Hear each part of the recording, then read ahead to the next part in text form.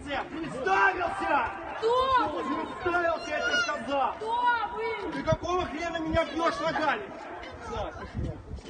Какого хрена он меня ногами бьет? Иди сюда. Убери, я не хочу сидеть зима на улице. Кто ты такой? Кто нас бил?